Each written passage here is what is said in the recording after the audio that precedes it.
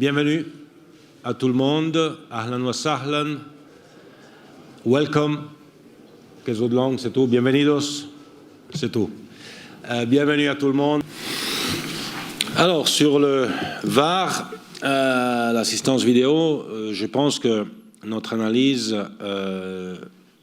nous fait dire que c'était un succès lors de la Coupe du Monde et que c'est un succès là où c'est appliqué. Pourquoi c'est un succès? Parce que on a fait du progrès. On aide l'arbitre. Lors de la Coupe du Monde, il y a eu 455 incidents, situations qui ont été analysées par la VAR. Sur ces 455, 95% des décisions des arbitres étaient correctes, déjà. Mais grâce à la VAR, l'arbitre a corrigé ou est intervenu 20 fois sur ces 455. Donc, une fois tous les 3 matchs de la Coupe du Monde, l'arbitre a pu intervenir grâce à la VAR. Le taux de réussite était finalement de 99,3%. Ce n'est pas 100%, mais c'est 99,3%.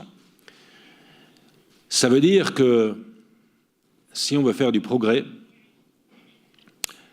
le progrès signifie mieux qu'avant. C'est mieux qu'avant. Ce n'est pas parfait. Une fois, ça tombe sur le Maroc, une fois, ça tombera sur l'Algérie, une autre fois sur la Tunisie, une autre fois sur la Suisse, une autre fois sur l'Italie, et une autre fois sur le Brésil.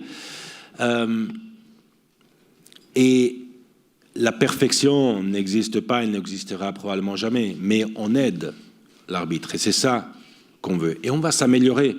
Si on regarde la situation de la VAR, et moi j'étais contraire, personnellement, à la VAR, mais je me suis dit, quand on a commencé à la tester, testons, regardons. Si ça marche, tant mieux, si ça ne marche pas, tant pis. Et ça marchait, et ça s'améliore.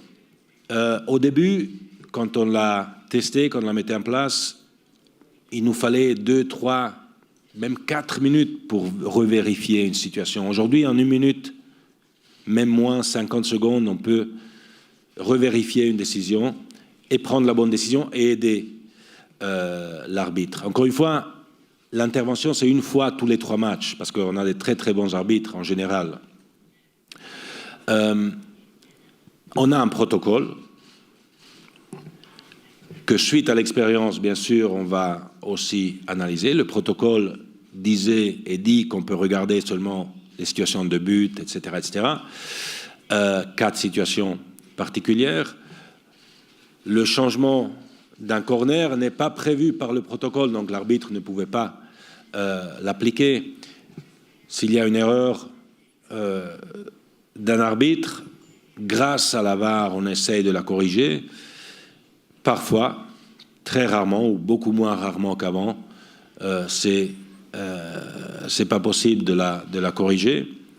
Mais de toute façon, en tant que président de la FIFA, je préfère avoir une erreur tous les 20 matchs plutôt qu'une erreur tous les 3 matchs.